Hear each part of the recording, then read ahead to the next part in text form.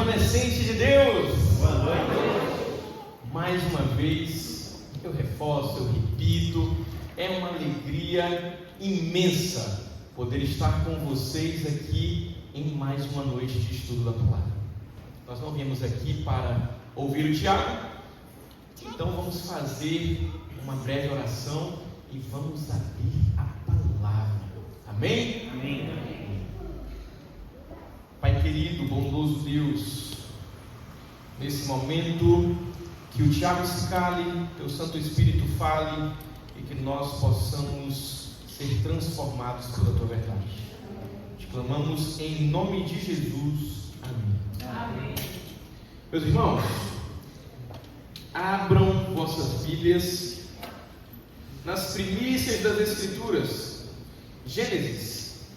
Ontem nós fizemos uma recapitulação em exatos 3 minutos e meio. Hoje nós vamos recapitular novamente, inclusive por haver mais pessoas por aqui. Seja muito bem-vindo. Vamos relembrar aquilo que nós estudamos e aprendemos domingo, segunda, terça, para nós podermos entender essa linha de raciocínio das primícias de Gênesis. Tá bem? Então vamos lá, comigo. Tenho certeza que em 3 minutinhos a gente recapitula tudo. Quer ver só? Primeiro verso da Bíblia. No princípio, Deus criou os céus e a terra. Mas a terra tinha 2 problemas. O primeiro, a terra era sem forma e a terra era vazia. E então vem Deus, em toda a sua soberania e divindade, e resolve esses 2 problemas, agora dando uma forma para a terra e também preenchendo a terra, preenchendo com todos os seres viventes, incluindo o ser humano. Nesses 2 primeiros capítulos da Bíblia, nós percebemos a beleza da criação, o Criador, criaturas em harmonia, sem pecado. E se é sem pecado, então é sem morte. Nós percebemos a partir do capítulo 3 que a partir do momento em que houve quebra da lei, que houve desobediência, a morte passou a existir. Porque ali Deus orientou de forma muito clara que se desobedecessem, eles certamente morreriam, porque o salário do pecado é a morte. Mas ao mesmo tempo, esse mesmo Deus Criador demonstrou todo o seu amor, sendo um Deus Salvador. E mesmo o ser humano merecendo morrer, Ele vem com o plano da salvação, dando de graça o dom gratuito de Deus, que é a vida eterna, através de Cristo Jesus, o Cordeiro que foi morto desde a fundação do mundo. E nós percebemos que desde esse momento, agora a história bíblica, a história da humanidade, ela vai se dividir.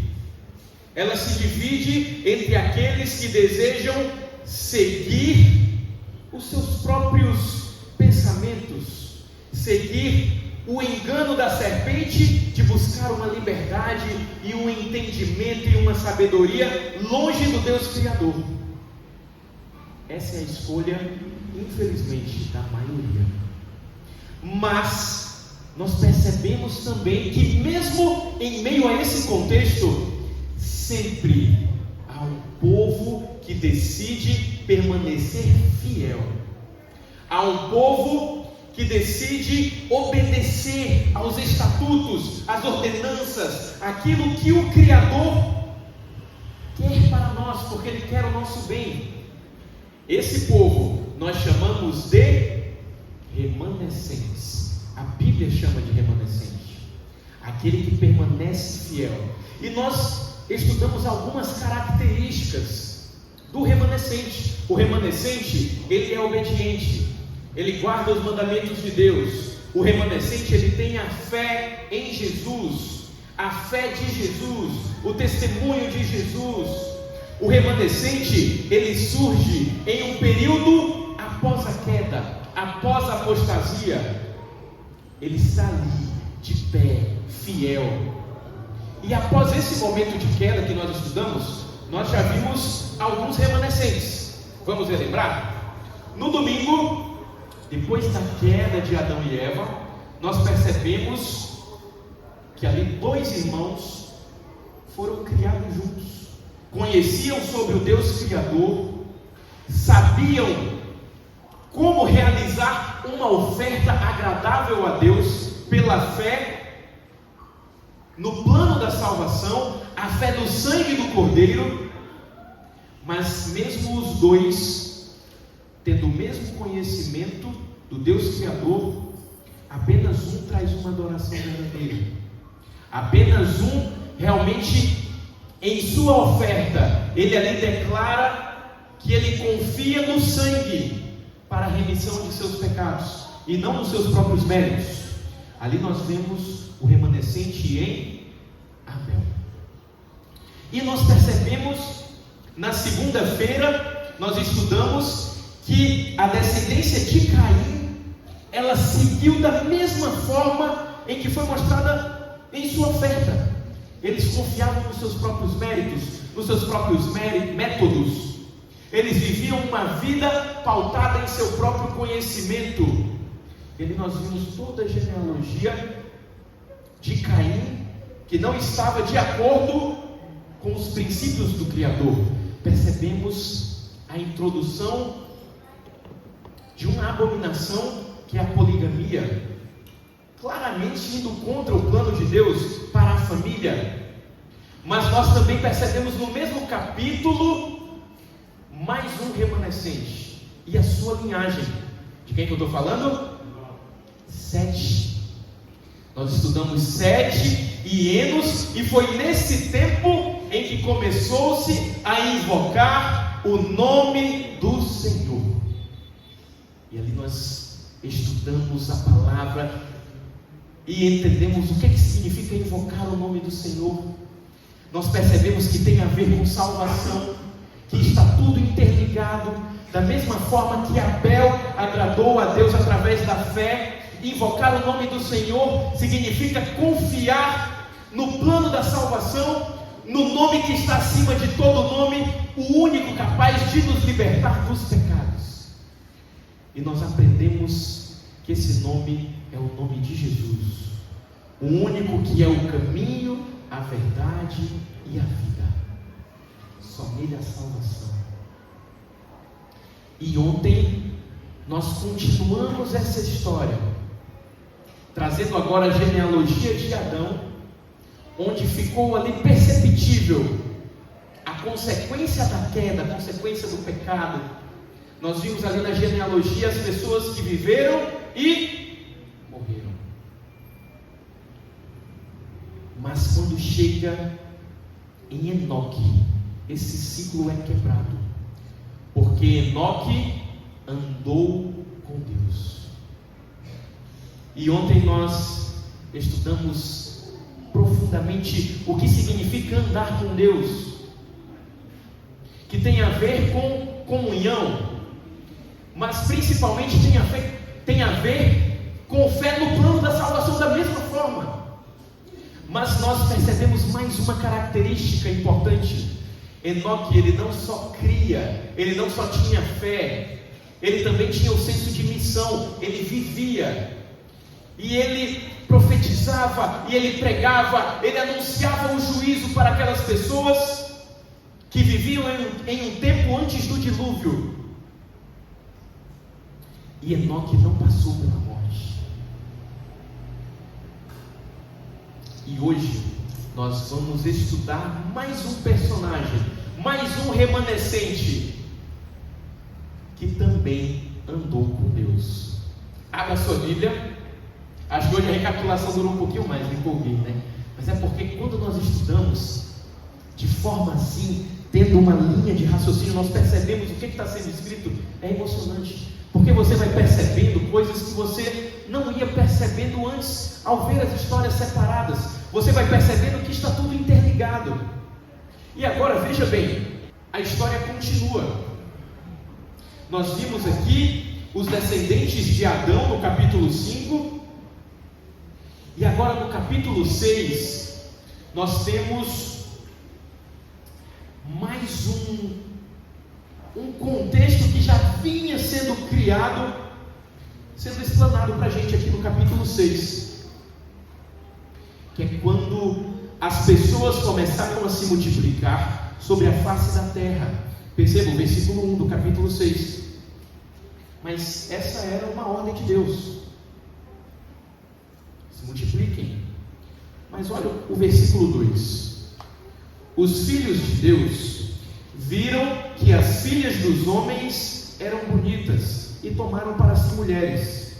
Esse tomar, inclusive, é o mesmo verbo utilizado para quando nós estudamos ali na primeira noite que Eva viu o fruto que era agradável, tomou e comeu. Nessas noites, nós estamos também aprendendo muitas curiosidades, né?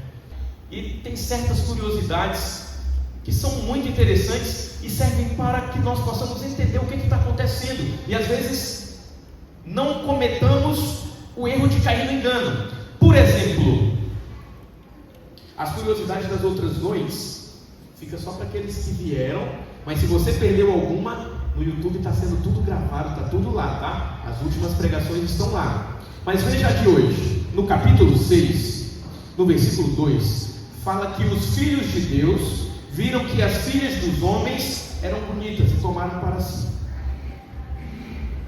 Esse texto é muito utilizado para formular inúmeras teorias. Inúmeras. Quem que são esses filhos dos homens? Essas filhas dos homens? Quem que são esses filhos de Deus?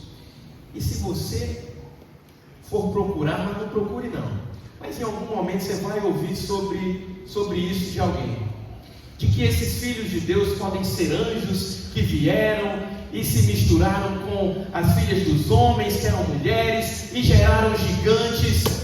Outras teorias vão indicar que esses filhos de Deus eram reis poderosos, muito sábios, ou simplesmente apenas gigantes. Mas nós estudando nessas noites aqui, entendendo o contexto claramente do que está na Bíblia. Sobre o que está falando aqui, meu irmão? Vamos parar para pensar. Nós estamos vendo a genealogia de Caim, e depois nós vimos Sete, invocando o nome do Senhor. Vem a genealogia agora de Adão até Noé, das pessoas ali, a linhagem do remanescente. Aí nós vimos no primeiro versículo falando que os homens estavam se multiplicando, plano de Deus. Mas no versículo 2 está falando, olha, mas não era do jeito certo. Os filhos de Deus estavam se misturando com as filhas dos homens. Esse não era o propósito. Percebem? Vocês percebem isso claramente? E o que começou a acontecer? A maldade se multiplicou. Agora, estava no versículo 5, veja aí, a maldade das pessoas tinha se multiplicado na terra. Não só as pessoas se multiplicaram, mas a maldade também. Então o Senhor ficou triste por haver feito o homem na terra, e isso lhe pesou o coração. Versículo 6. Outro texto muito interessante. E isso muda completamente a visão que nós temos de Deus, se nós não tivermos agarrados na verdade, agarrados na palavra. Porque deixa eu te perguntar, Deus muda? Não. Mas agora, se eu te perguntar, os planos de Deus podem mudar? E aí? Pode? Mas isso às vezes não fica tão claro na nossa mente, porque nós estamos acostumados com a teologia dualista, em que todas as outras denominações estão habituadas, de um Deus que está num plano espiritual, enquanto nós estamos aqui no plano da matéria. Isso é filosofia, meu irmão. Isso é ensinado em filosofia. E aí é algo diferente, é o bem e o mal, existe sempre esse dualismo. Então é um Deus que ele está fora do tempo, ele é atemporal, ele é imaterial. Não é isso que a Bíblia mostra não, meu irmão. No céu, Deus não é, ou o céu não é, talvez como alguns de nós possam pensar, com fantasminhas. Não é isso que a Bíblia mostra. E aqui nós percebemos que Deus inclusive tem emoções, que Deus tem sentimentos, que Deus inclusive se entristece. Nós vamos perceber no decorrer da Bíblia que Deus, ele sofre, que Deus sorri, que Deus se alegra. Você vai perceber isso em toda a Bíblia. Mas isso às vezes não parece contrário com aquilo que muitas vezes nós acreditamos de um Deus apenas transcendente. Nós temos um Deus transcendente, poderoso, que nós não fazemos nem ideia de todo o seu entendimento, de sua grandiosidade. Mas nós também temos um Deus imanente, que se aproxima. É isso que as Escrituras apontam. Mas veja só, aqui no versículo 9, nós percebemos que no capítulo 6 vem falando que o mal se multiplicou, mas mais uma vez a Bíblia está apontando claramente, mas havia um remanescente. O mal se espalhou, mas havia um remanescente. São estas gerações de Noé, versículo 9. Noé era homem justo e íntegro entre os seus contemporâneos. Olha só como termina o versículo 9. Noé andava com Deus. Percebe como está interligado com Enoque? Com aquilo que nós estudamos ontem? Noé andava com Deus. E agora nós vamos estudar a vida desse remanescente e tirar algumas lições para a nossa vida sobre como vivia esse remanescente chamado Noé. Como que era nos dias de Noé? Como que essa linha do tempo chegou até aqui? Primeiro, nós já vimos que a maldade aqui se espalhou, e nós já vimos inclusive na descendência de Caim, que dentro dessa maldade está incluída a prática da poligamia. Nós já entendemos também que esse povo ele conhecia o Deus Criador, mas eles não queriam seguir os seus princípios. Eles viviam séculos, então eles eram proeminentes e talentosos. Eram pessoas que realizavam construções, eram pessoas que fabricavam instrumentos, tinham um conhecimento que dificilmente nós possamos adquirir, porque eles estavam tendo um tempo de vida muito grande. Inclusive isso acaba nessa história. Mas à medida que o seu pecado se espalhava, cada pecado daquele parecia menos grave. Eles realmente estavam acreditando naquilo que a serpente tinha falado para Eva, de que eles se tornariam deuses. Eles estavam construindo altares à sua própria imagem.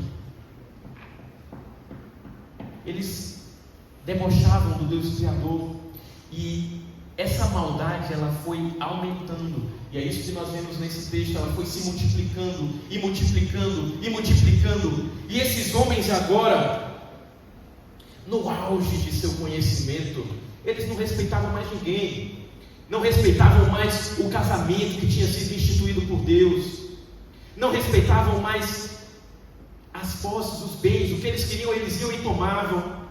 Imagina a violência que estava nesse tempo. Imagina a decadência moral que estava nesse período. E é justamente nesse período, que ali estava fiel ainda o remanescente.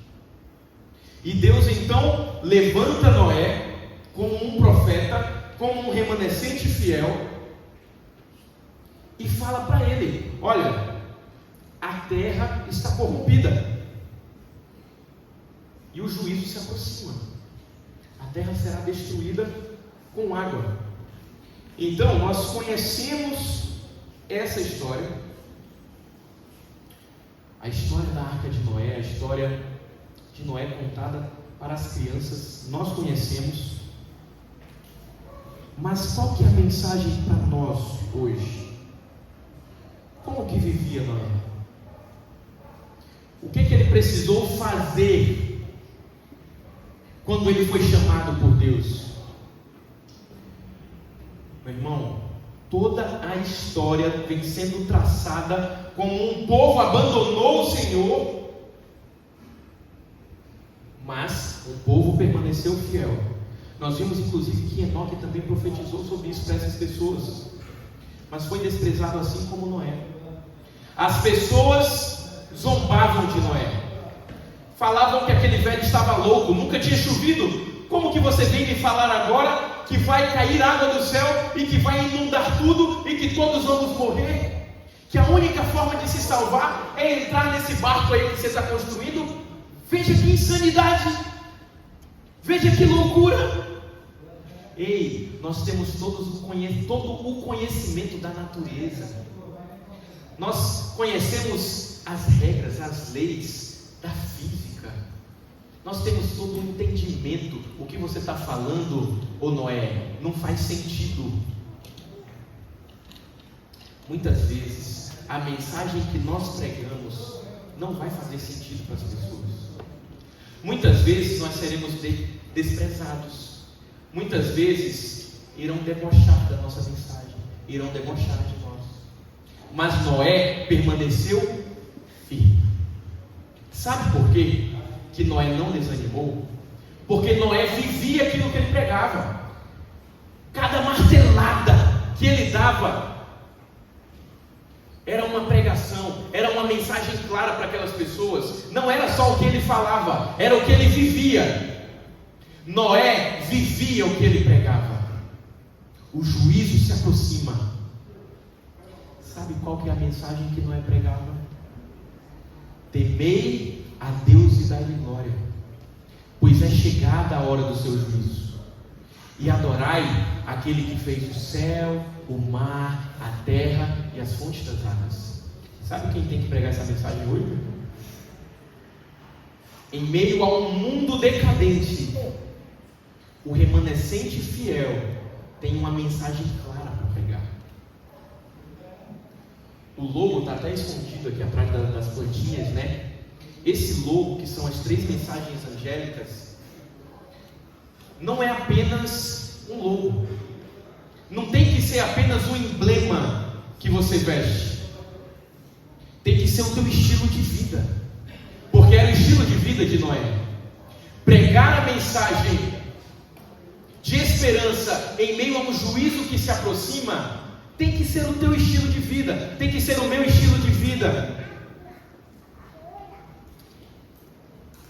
E isso não significa que as pessoas vão acreditar em ti, não. Mas você precisa pregar mesmo assim, porque o juízo se aproxima mesmo assim. E a mensagem do juízo é uma mensagem que ela não é pregada por aí porque ela assusta. Ela não é uma mensagem que agrada. Nós devemos pregar que Deus é amor. Deus é amor. Mas por que Ele é amor? Porque Ele é o único que consegue unir justiça e misericórdia. Essa é a mensagem do juízo. A misericórdia de Deus triunfa sobre o juízo. Nós não devemos pensar que não se deve pregar sobre o juízo que se aproxima, não. Temei a Deus e dai-lhe glória. É vinda a hora do seu juízo. E aquele povo que zombava de Noé, debochava de Noé, por um momento silencia. todos em silêncio, porque agora os animais vêm enfileirados para a arca. Toda aquela zombaria, gritaria, por um instante se cala.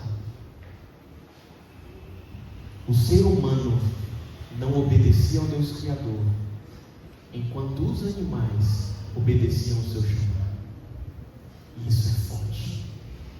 Mas aquele instante durou pouquíssimo tempo.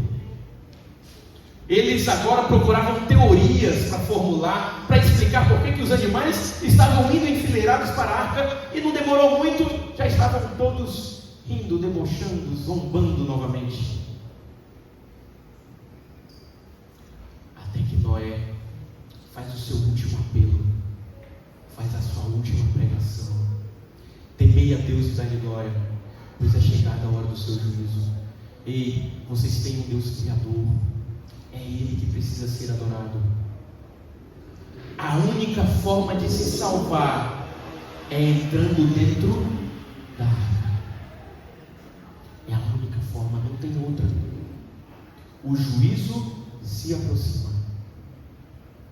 Entram dentro da arca Noé e sua família. O relato bíblico mostra que a porta então é selada. Assim como nos últimos dias nós vamos ver na sexta-feira, nós também seremos selados na arca que é Cristo Jesus. Amém? Amém? Amém. E então começam a cair as primeiras gotas. Aquela zombaria agora se transforma em medo. Aquele povo que antes taxava Noé de maluco, de velho doido, agora estava assombrado pelo terror, porque nunca tinha visto chuva. E a chuva começa a ficar mais forte. E eles agora veem relâmpagos, trovões, mas não só do céu. As fontes das águas agora jorram, levantando pedras para cima que caem e destroem aquelas construções enormes. Agora o povo se desespera. Agora os animais que ficaram de fora correm para lá, correm para cá, procurando onde se abrigar. Aqueles homens que confiavam tanto no seu entendimento, tanto na sua liberdade, agora procuram para onde fugir daquele juízo. Alguns amarram seus filhos em animais, e os animais procuram montes, colinas, para fugir daquele juízo que se aproxima, mas não há nada que possa ser feito.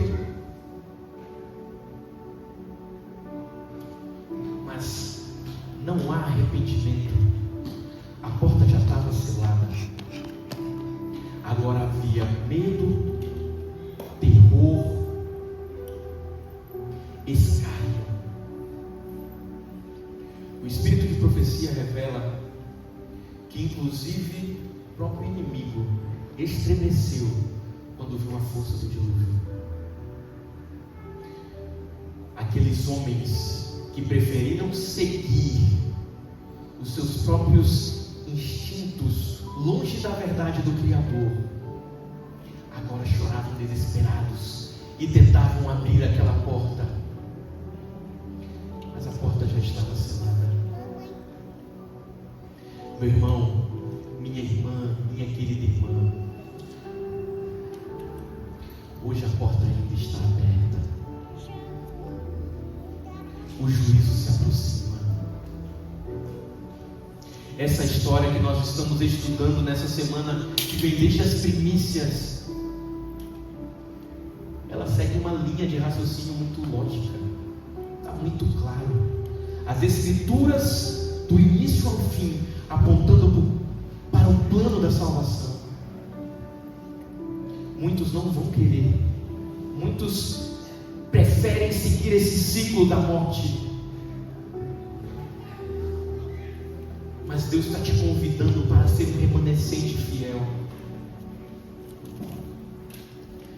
Pedro vai falar sobre isso também. Inclusive Vamos primeiro para Mateus capítulo 24. Nós vamos ler apenas 2 versos para finalizar. Mateus capítulo 24, versículo 37. Perceba o que Jesus está te dizendo nessa noite. Pois assim como foi nos dias de Noé, assim será também a vinda do Filho do Homem.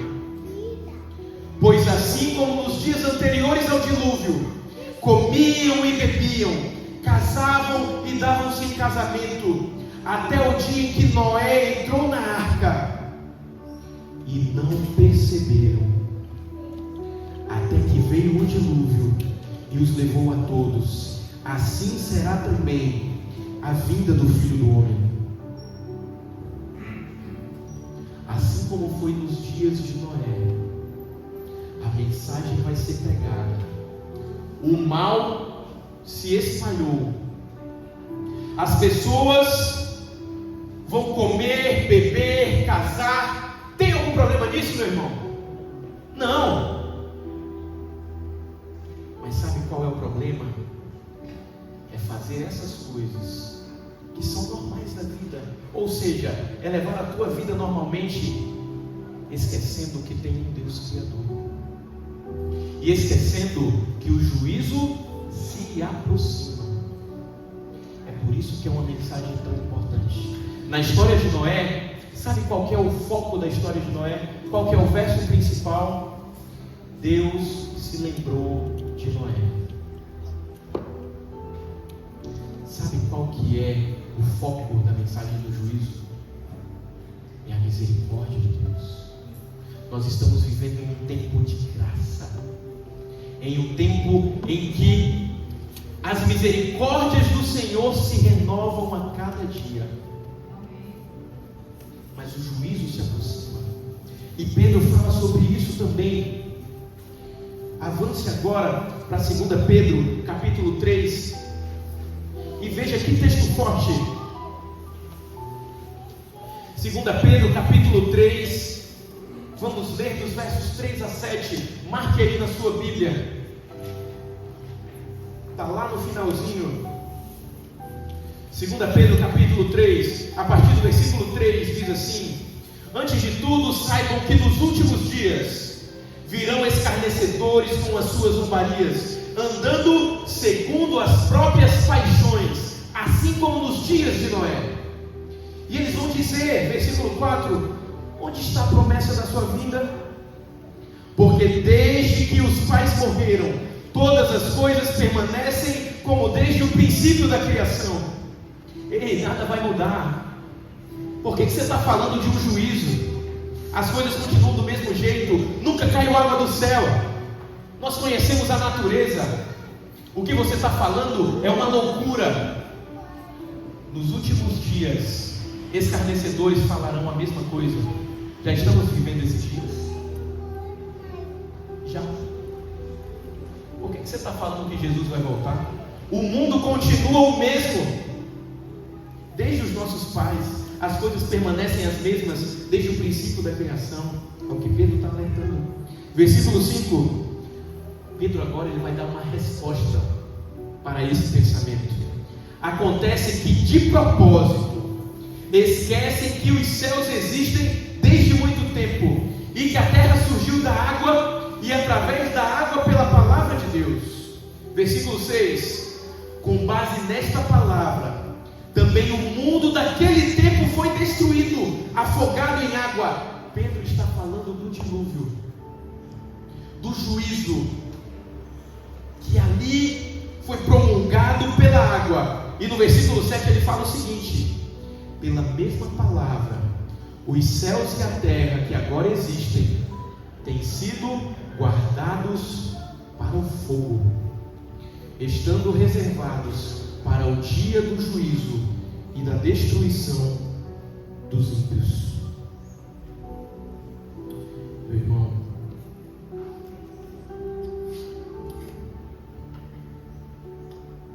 o juízo se aproxima. Pregar sobre o juízo não é pregar terror, pregar medo, não. é pregar esperança, é pregar graça, é pregar misericórdia.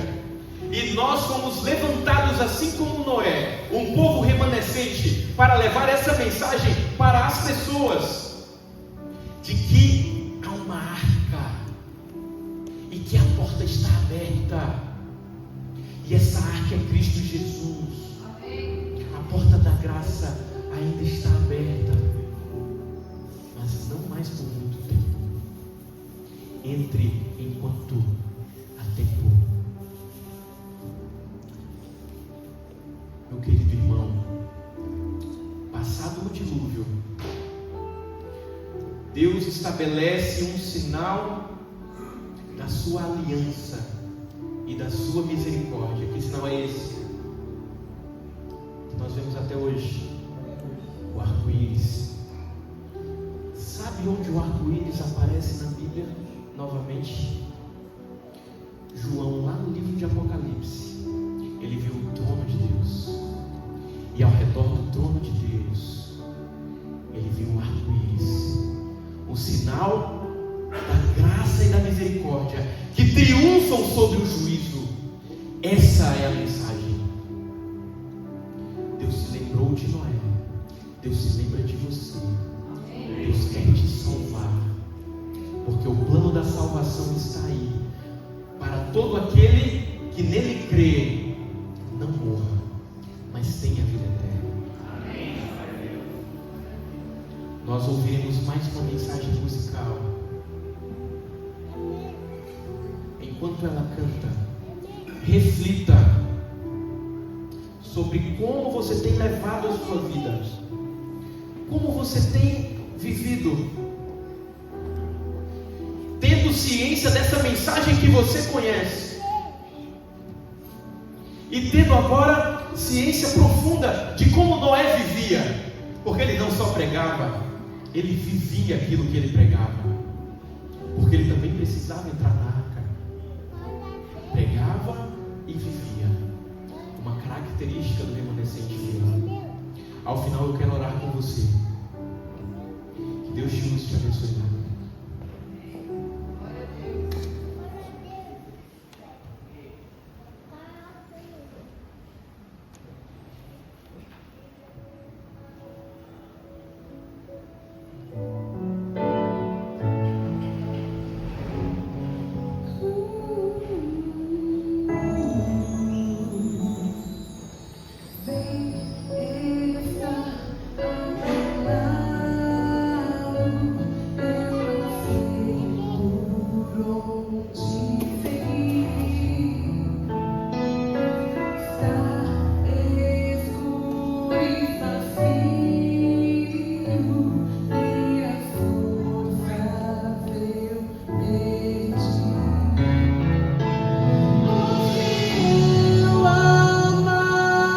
Partir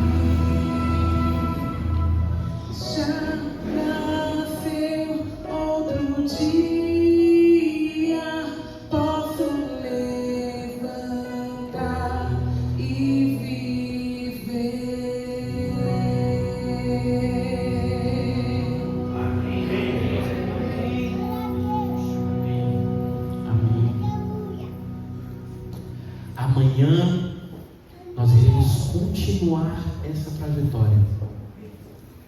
A mensagem de amanhã, meu irmão, também está forte. Nós vamos perceber mais um remanescente que agora já aponta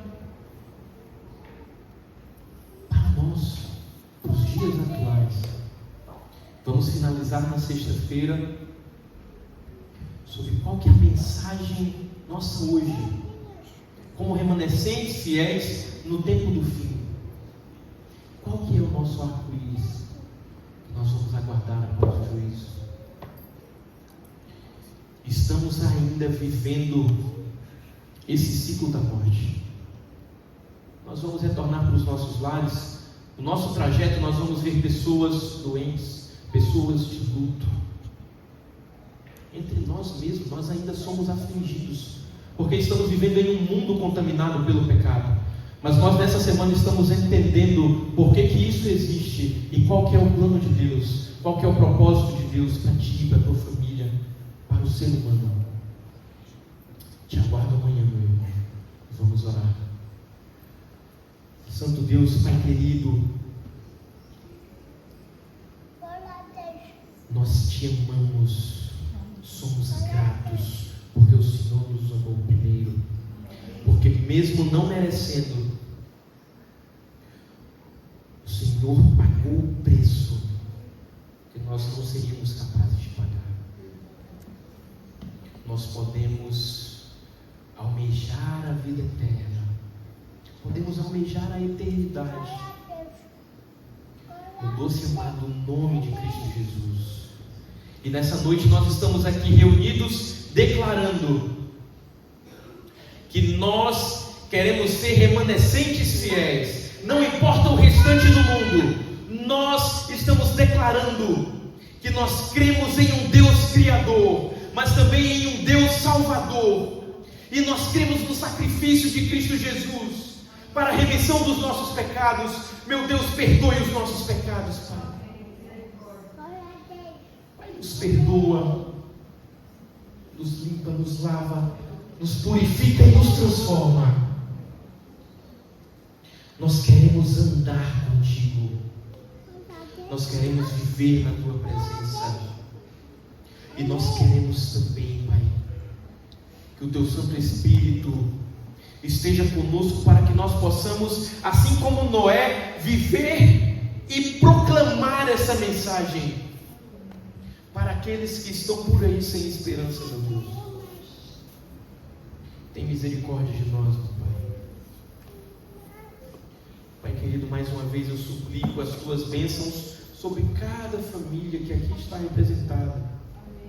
Pai querido, o Senhor conhece cada luta, mas nós percebemos nessa noite também que o Senhor não está distante, indiferente, não. O Senhor olha para essas lutas, sofre conosco e se lembra de nós. Pai querido, nós queremos nos apegar ao teu amor, à tua verdade e à esperança no sacrifício de Cristo Jesus. Essas bênçãos nós agradecemos e nós rogamos, não porque merecemos, mas é no doce e amado nome daquele que está sobre todo nome, o nome de Cristo Jesus, que vive e reina para todo sempre. Amém.